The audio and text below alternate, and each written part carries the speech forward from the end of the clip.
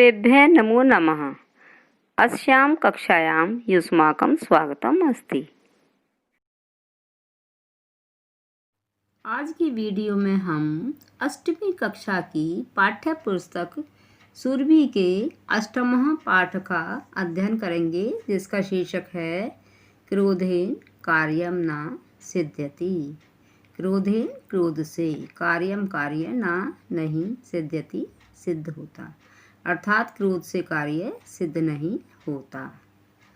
देखिए, जैसे कि हम यहाँ चित्र में भी देख रहे हैं, यहाँ पर एक संत बैठे हुए हैं। ये उन्हीं पर आधारित पाठ है और यहाँ पर उनके बहुत सारे शिष्य हैं। तो देखिए, अब हम पाठ को शुरू करते हैं। महात्मा विठोबा एकस्मात् नगरात् बहिः कुटीरं निर्माय वसति स्म। महात्मा विठोबा एक नगर के बाहर कुटी बनाकर रहते थे। एकस्मात् नगरात्, ये एक दूसरे के विशेषण विशेष्य भी हैं। वही अव्यय पद है। निर्माय में लेप प्रत्यय का प्रयोग हुआ है। अनेके भक्ता तस्य दर्शनाय आगत्य तं स्वगृहम् आगन्तुम् आमंत्रयन्ति स्म।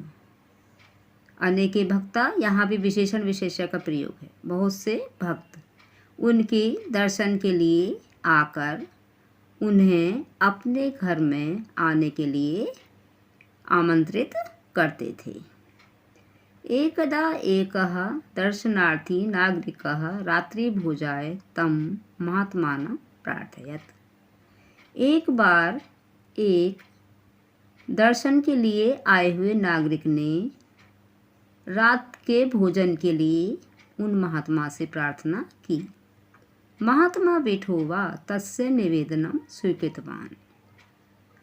महात्मा विठोबा ने उसके निवेदन को स्वीकार कर लिया। यहाँ पर कत्वतु प्रत्यय का प्रयोग हुआ है।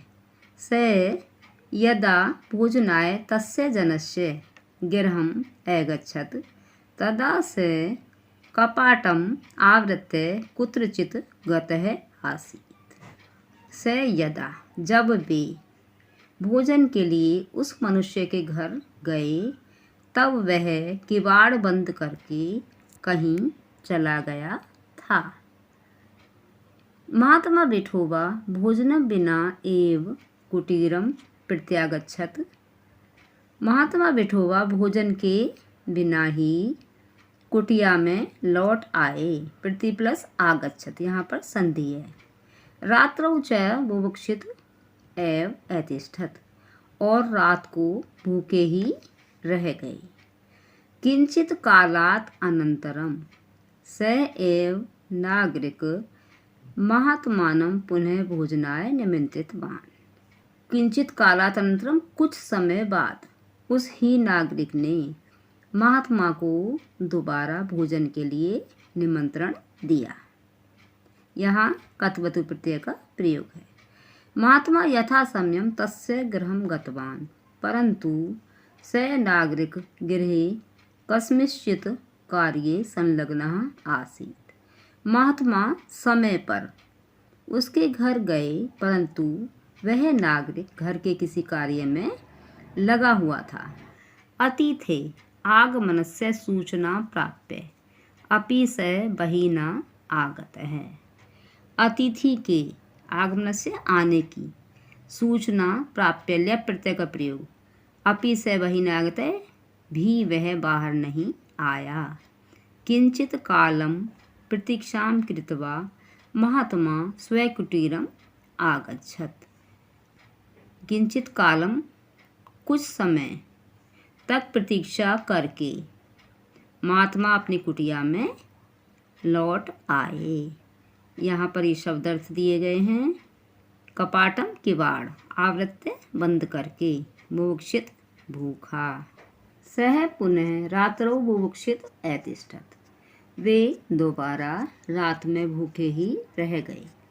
मासानंतरम एक बारम पुनः स एव पुरुषः महात्मानं गृहम् आगन्तुम् एकत्थयत्। एक महीने के अंदर या एक महीने के बाद एक बार दोबारा उस पुरुष ने ही महात्मा को घर आने के लिए कहा। महात्मा सहज रूपेण तस्य निमंत्रणं स्वीकृतवान। महात्मा ने सरलता से उसके निमंत्रण को स्वीकार कर लिया। एतत् दृष्ट्वा स पुरुषः महात्मनः चरणयो अपतत् अश्रूणि प्रवाहमाण च न्यवेदयत्।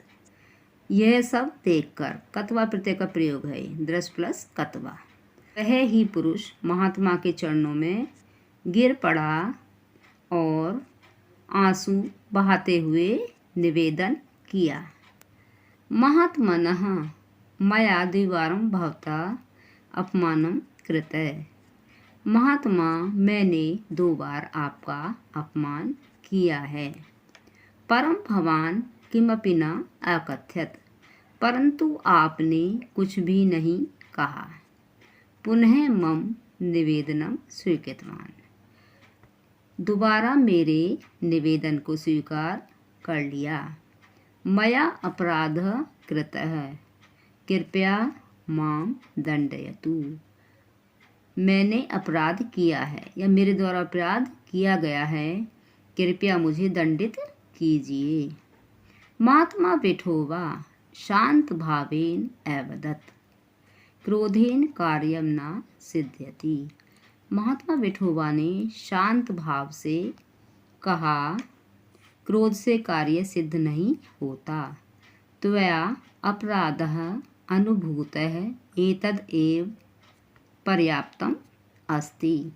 तुम्हें अपने अपराध की अनुभूति या एहसास हो गया है, यह ही काफ़ी है। नागरिकः अवदत्, महात्मने अनुशासनहीन तु क्रोधेन दंडनीय एव। नागरिक बोला, महात्मा, अनुशासनहीन तो क्रोध से ही दंड देने योग्य होता है। महात्मा अकथयत्, अक्रोधेन शांतया क्षमया सहनशीलतया एवं जनः विजयम लभते न तो क्रोधेन। महात्मा ने कहा, बिना क्रोध किए शांति, क्षमा और सहनशीलता के द्वारा ही मनुष्य विजय प्राप्त कर सकता है, क्रोध के द्वारा नहीं। कथ्यते अपि, कहा भी गया है, नहीं वैरेण वैराणी सामंतीयः कदाचन। कभी भी दुश्मन को दुश्मनी के द्वारा शांत नहीं किया जा सकता, अर्थात वैरी के वैर को कभी भी वैर के द्वारा ही शांत नहीं किया जा सकता। तो देखिए, ये अब आपने इस पाठ के अनुवाद कार्य को अच्छी तरह से समझ लिया होगा। इसे एक बार पुनः दोहराएं और शब्दों के अर्थ को भी लिखें। कुछ शब्दों के अर्थ नीचे भी दिए गए हैं। मासा अनंतरम, 1 महीने बाद। सहज रूपेण, सरलता से। अश्रुणि प्रवाहमाण, आंसू बहाते हुए। तो आप इन सभी कठिन शब्दों के अर्थों को अपनी नोटबुक में लिखें और पाठ को अच्छी तरह से दोहराएं। उम्मीद है कि यह वीडियो आपको उपयोगी लगेगी। कृपया इसे लाइक व सब्सक्राइब करना ना भूलें। अगली वीडियो में पुनः मिलेंगे। धन्यवाद।